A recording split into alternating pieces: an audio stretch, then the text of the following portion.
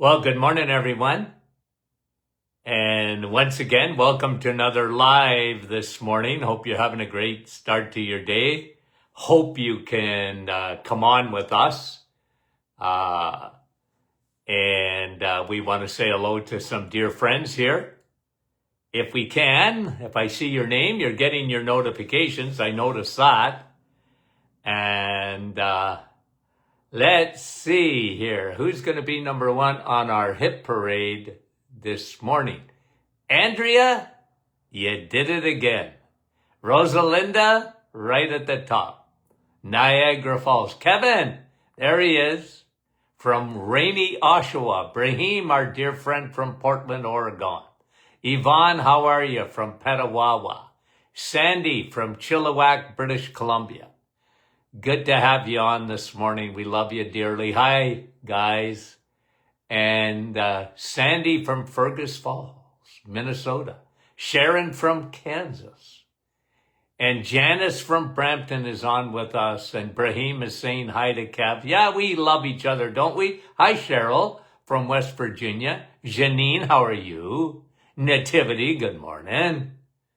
And Fran from Orangeville, how is you? Lisa, and Brahim was in the clouds. Joanne, Port Salerno, Florida, how is you? Debbie, Coburg. Denise, Chatham, Kent. Maria is in Ottawa. Wendy from Markham. And Brahim said he was number 2. Milika, how are you? From Stouffville. Yvonne.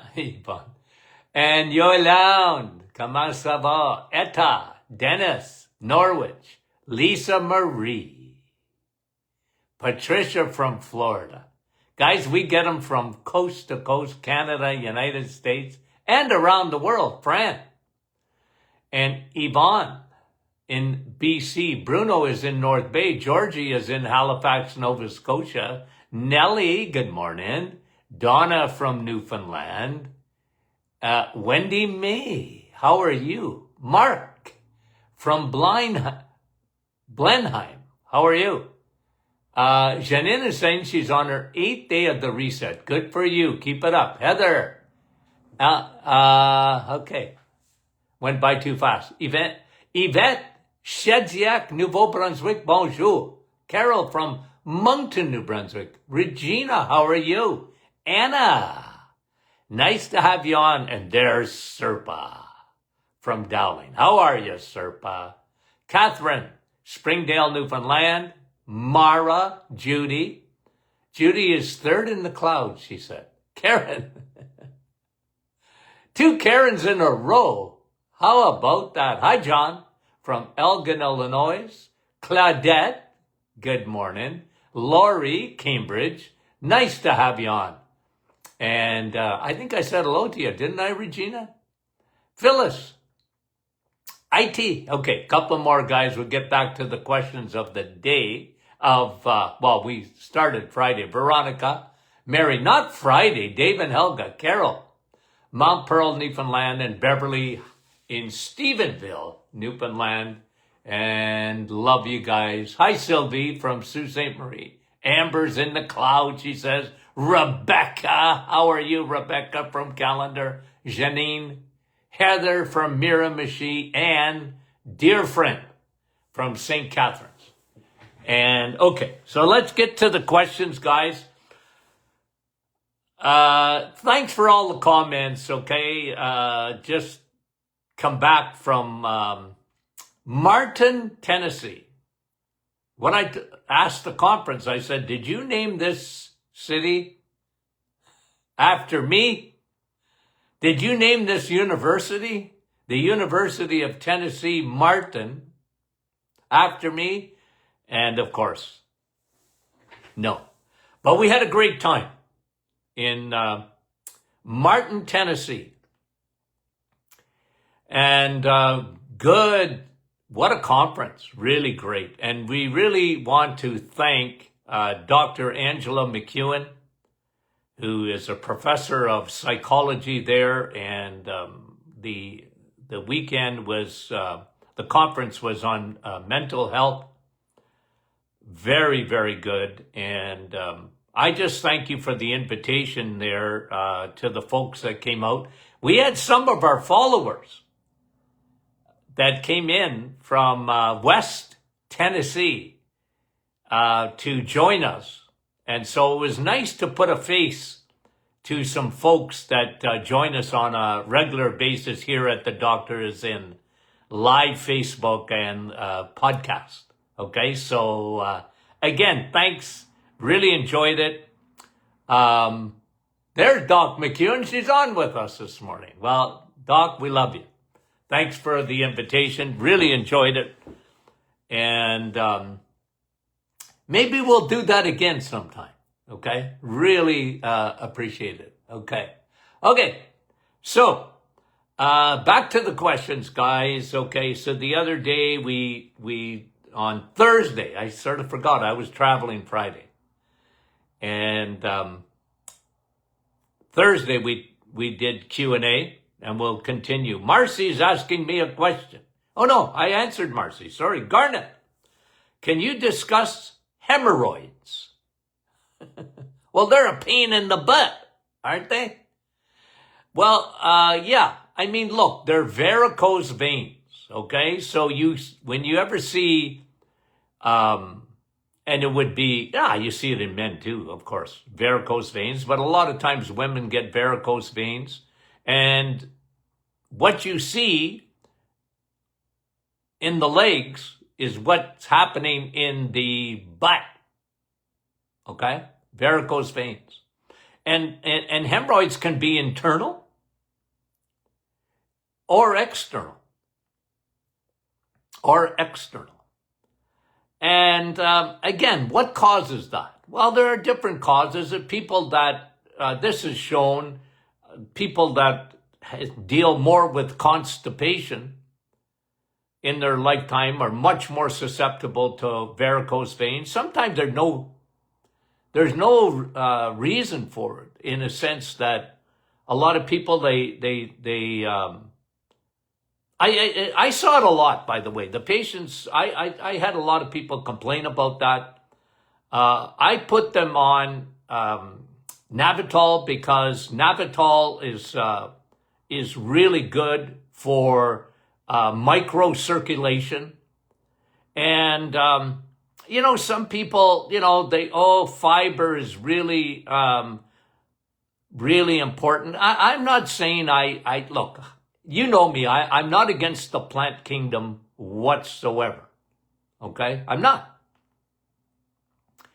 It's just that I don't want it to be primary. Okay? So people that live on fiber because they think it's good for them, they live on the plant and vegetable kingdom, the fruits and vegetables. I don't agree with that.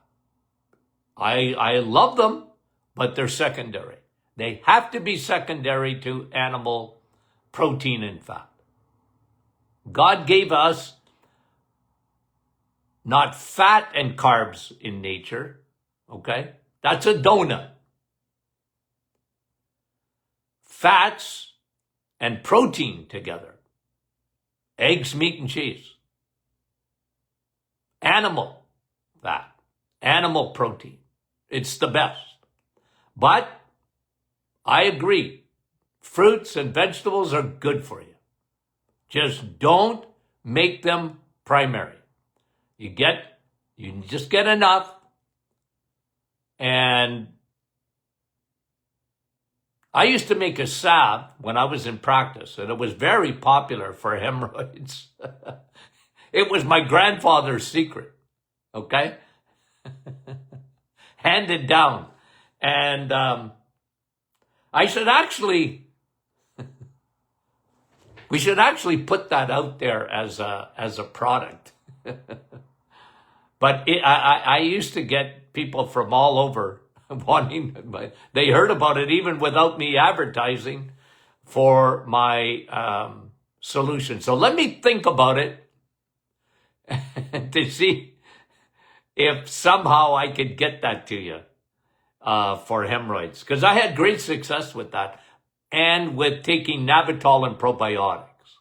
I'm telling you, probiotics are amazing. What those friendly bacteria do inside the bowel is amazing. Of course, they go everywhere too. Okay, so that is Garnet. Thomas is 69. Good for you, Thomas. You're still a pup, okay? Compared to me. Donated platelets every 2 weeks for the past 6 years. Well, your platelets count is good. And they actually said your platelet count is high. Well, you'll never bleed to death. But you probably got thick blood, Thomas. Maybe the way you're built, or maybe you're a little bit dehydrated. I don't know. But donating platelets, I got no problem with that. I got no problem with that. You know, you're saving people's lives. And, you know, for rare cancers, those platelets and, you know, are really, really important. So go for it. There's no long-term side effects to it. No, go for it. June is asking about astaxanthin. And she hears it's good for Alzheimer's. Well, look, astaxanthin is, where is it found? It's the pink color that you see in a salmon. Is it good for you? You bet your boots it's good for you. It is really good for you. I'd rather you eat it than take it necessarily as a supplement. Okay?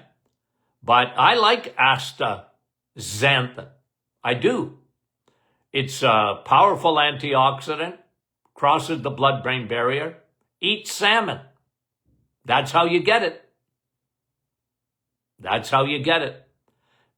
You can get it in a supplement. I to be honest with you, again, here's me, okay? And guys, I'm a broken record when it comes to this. Broken record because I repeat. I have never found an antioxidant, and I mean this, guys, more powerful than pine bark extract. Never. Close second, coffee. I'd put it ahead of astaxanthin is coffee for what it does and crosses the blood-brain barrier. That's how good it is for you. So, good, you bet your boots. You want to take it as a supplement, astaxanthin, go for it. I mean it. But I like a few things better than that. As far as Alzheimer's, as far as cognitive, I do. Vitamin D I would put ahead of that. Not classified as an antioxidant, but it is a powerful brain vitamin. You know me, sun, steak, and steel. Okay, that was a good question. I like it. That was June. And Kristen was asking, she don't sleep. Kristen, I feel for you. Your cortisol is high. You don't sleep, your cortisol is high. Your cortisol is high, you don't sleep. Kristen is found herself in a vicious cycle. And she's asking questions about what that cortisol does. And you're worried about it. Well, I'd say, Kristen, that's a problem because you're worried about it. Okay? And I get it, okay? And it sounds to me, Kristen, like if you were in my office, okay? I bring you back to my clinic days.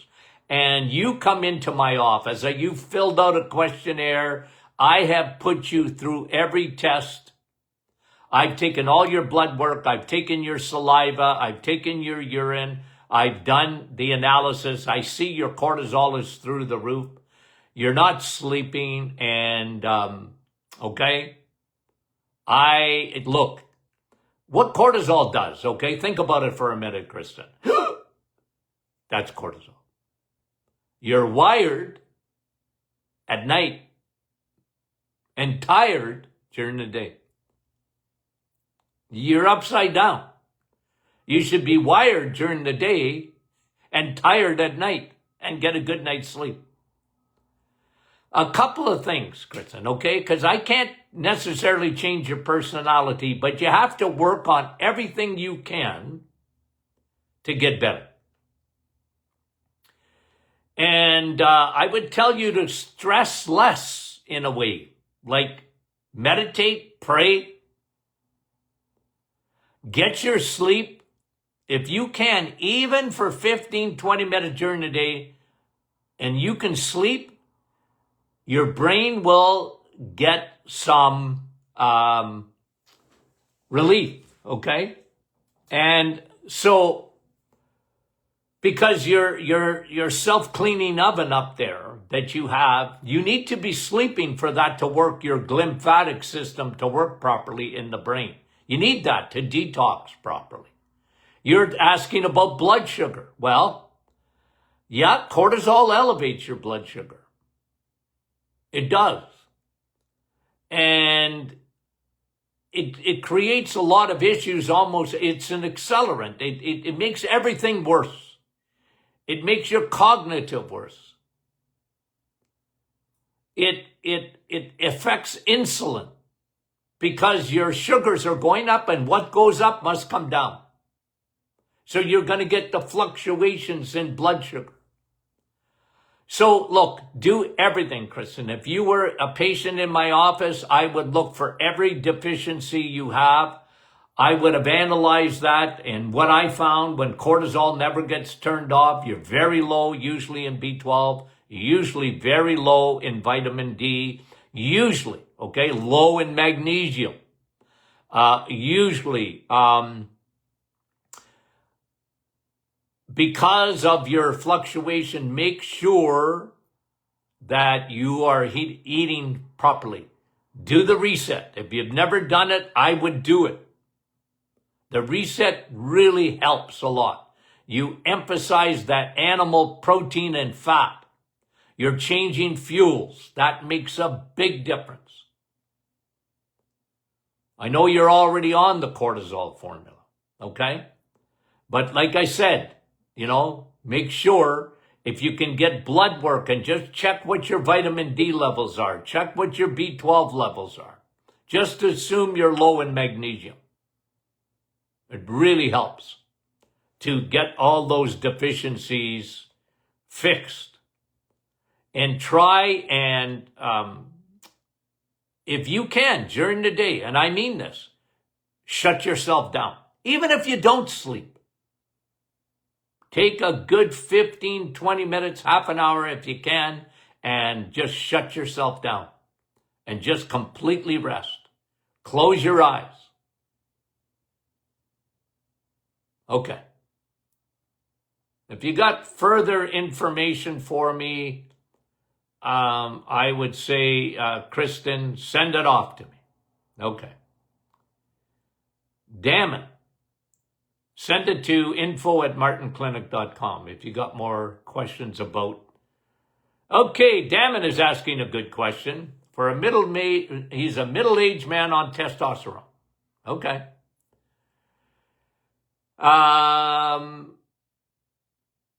And been on the ketogenic diet and now you have elevated LDL or ApoB, and are you worried about it?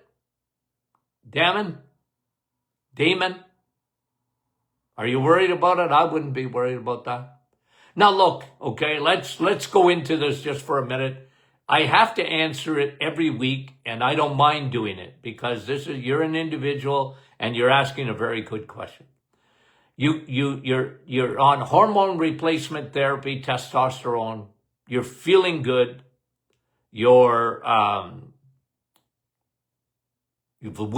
lost weight. You're eating good. Big factors. Okay. Okay. And now your blood work is changing. Your LDL is going up. And they went into the particle size, and that's going into the weeks. So understand this, Damon. There are two schools of thought on this. There's the narrow road. There's the broad road. Okay? Jesus talked about that. There's a narrow road, and there'll be very few therein on that road. There's a broad road. Okay? That's where most people are. And when it comes to cholesterol, most gurus, unfortunately, most doctors, and almost 99% of every cardiologist is on the broad road. Cholesterol, bad. LDL cholesterol, real bad. It's a boogeyman. And now they've invented ApoB, A, and particle size of LDL cholesterol, and that's very bad. Look, I don't buy it. Damon, I don't buy it. I'm on the narrow road. There's very few of us, but we've been preaching this for a long time. A long time. Okay? I'm an old goat. I've been preaching that there's a cholesterol hoax. As a matter of fact, I talked to you about this the other day. There's a movie, or I don't know, it's a documentary coming on Netflix. I'm looking forward to watching it. The cholesterol hoax. I'm just surprised they didn't interview me. Because long before others were saying it, I was saying it. And that, no, it's not that I don't look at numbers. I really do. Okay, Damon? I really look at numbers. But if I was consulting with you and I was in my practice days and you showed me your LDL cholesterol being high, I would say, okay, that's good. I got no problem with that. Because somebody made LDL cholesterol the bad guy, and the reason they picked LDL is because they found a drug for it. The pharmaceutical companies are not stupid when it comes to marketing. And the whole world went for it. Statin drugs, Damon, became the most popular drug ever. Sales in the billions and billions a year. And still today, 2026, still numero uno. And you can't move doctors, most doctors, off of the broad road. They're on the broad road of bad cholesterol. And cholesterol's bad, especially LDL. And now they're into the weeds. They're making up because studies have shown, your LDL cholesterol has gone up. Good, you're going to live longer. You'll live longer. They didn't like that narrative, so what do? Yeah, but there's the large particles and the small particles and they get into the weeds, because the lay person, the average person, look, if your doctor says you're going to have a heart attack, it scares the living life out of you. I don't blame people. I'm an educator. Okay? I've gone from a clinician to an educator. I'm an educator. Although I found myself, you know what doctor means? Teacher. I used to teach my patients. And I said, look, I don't want you to go against your doctor. I don't. I don't want you to go against your cardiologist. I don't. But I got to give you the truth. What I'm interested in, what is your triglycerides, your TG, and what are your HDL numbers? I want to know your LDL too. I don't want it to be too low because it's an important part of your immune system. It's an important carrier, LDL. It's a very important. God gave you LDL for a reason. Your body makes it. How can it be bad? Your body makes cholesterol. Your cholesterol is in every cell of your body. Your cells wouldn't function without cholesterol. Your brain wouldn't function without cholesterol. Why in the heck are we trying to lower it all the time? I want you to elevate your cholesterol, your HDL specifically, and lower the bad guys, your triglycerides, which are made from sugars, by the way, and crappy carbohydrates. Sugars turn into triglycerides when your liver is full of them. That's how your body deals with that. So listen, I'm sorry, I just cannot change my mind on that because I read everything. You want to send me new studies? I'll read every one of them. I research every day, guys. I research every study I can get my hands on. I'm convinced more and more and more, get on the narrow road. Okay? I practice it myself. And I want my patients to understand what is bad in your lipid profile. What is bad is if your triglycerides are high and your HDL cholesterol is low. And even your LDL, you don't want it to be low. I'm sorry. I just can't tell you anything but the truth, in my humble opinion. Okay? That was Damon. Okay. Kim, hiatus hernia, her husband. Okay? Yeah, took meds for years. Recently started having issues with swallowing food properly and coughing bouts. Okay? Mostly in the morning and evening. Yeah, it sounds like tummy discomfort. I think his gastric, look, a hiatus hernia, is it possible that it raising its ugly head? But that constant coughing, I often see that with acid reflux. And here's what I would do, okay? Get off the stinking sugars. Do the reset. Let your stomach regenerate again. It will. Let it produce more acid so that that acid will not go up into your esophagus, because that's just a reaction.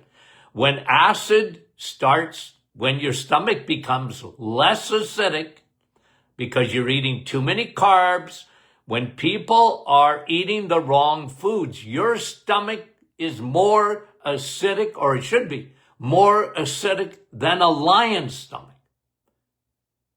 You should be able to take your acidity out of your stomach and burn a hole in your kitchen table. It's so powerful. You need that acidity. The problem is when your pH of your stomach starts rising, becoming more alkaline, the body reacts to that. Your proton pumps go crazy and they start sending in more acid. And now it starts going up the esophagus and he's coughing. Look, I'm not saying that the hiatus hernia isn't present there. Certainly possible. But I don't think that's the biggest issue. I think it's his stomach acidity.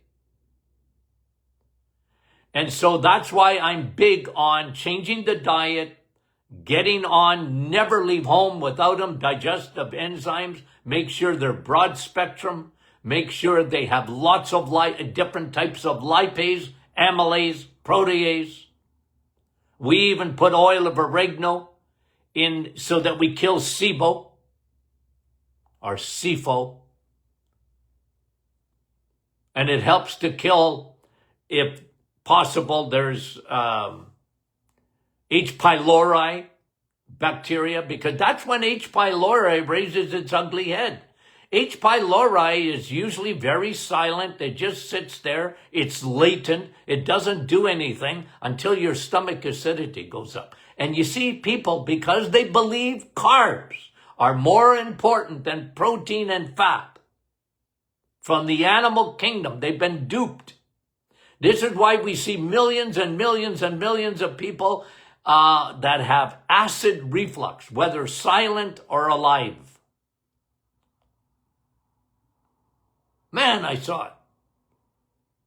First thing I did, say, are you going to be a lion? Are you going to be a rabbit? What?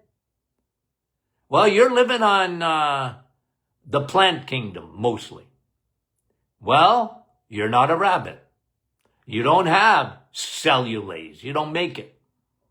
You're not a cow. A cow eats grass, so we don't have to. Okay, you're not a cow. A cow, you know what a cow has that you don't have? 4 stomachs. They don't have the acid in their stomach like we have because we're meant to be eating meat. It's the biggest emphasis. It's one of the biggest points I make when talking to vegetarians and vegans. Okay, tell me what pH your stomach is, or it should be.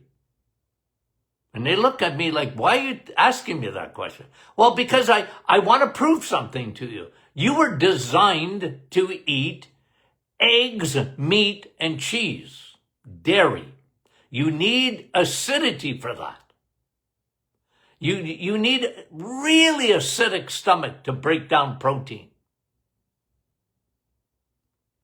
That's what your body was designed for. I'm sorry, you're not a cow. A cow never eats meat. We eat its meat. But a cow don't eat meat. But it has to have 4 stomachs to digest the salad. People think, well, salad, that's easy on my stomach. No, it's not.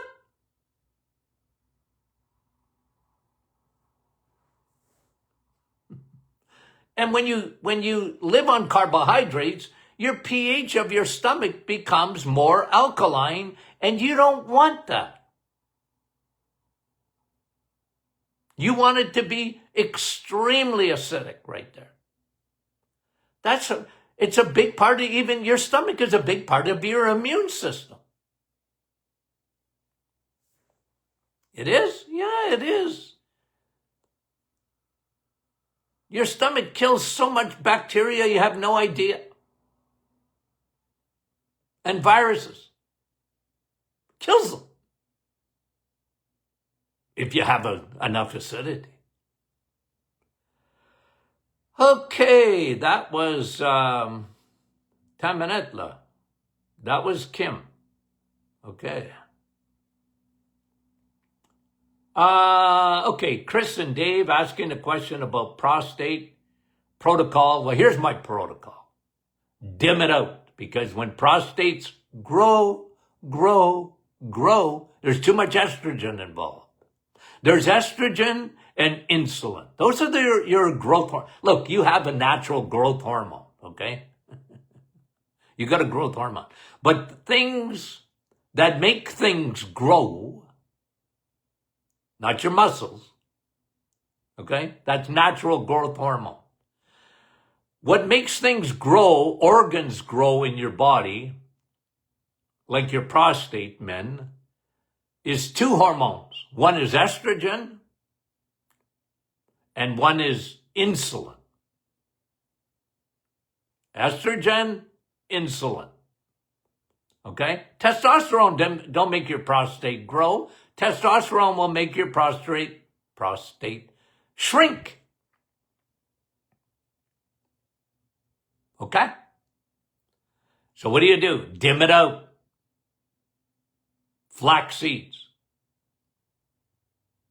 I even have men on the menopausal formula so they can get dim to lower their estrogen. Okay? Dim it out. Get your insulin down. That's food. Eggs, meat, and cheese. You want to have some fruits and vegetables? Go for it. I mean it. But you watch your crappy carbs. Watch the breads, the pastas, the noodles, the muffins, and the bagels, and the juices, and store-bought milk. Because you're asking a question, Tamanetla.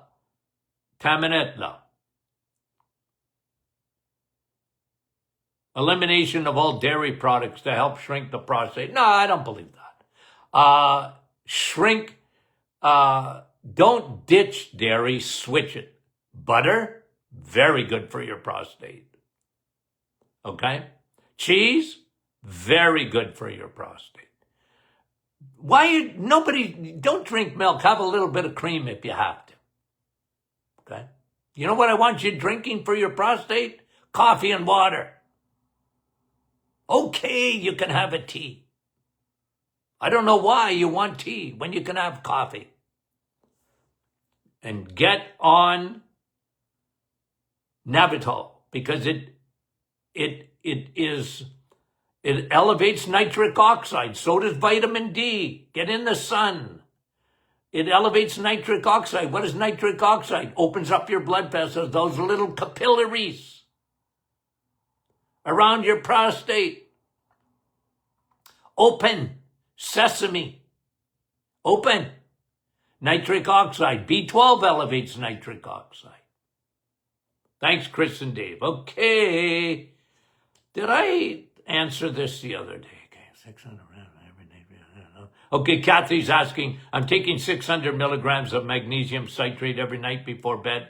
I also spray liquid magnesium. You're not going to get too much. You ain't going to overdose on too much magnesium. I mean, I guess it's possible, but I've never seen it. And the only thing, if you start getting loose stools, that could be too much magnesium. You're not getting that. Don't worry about it.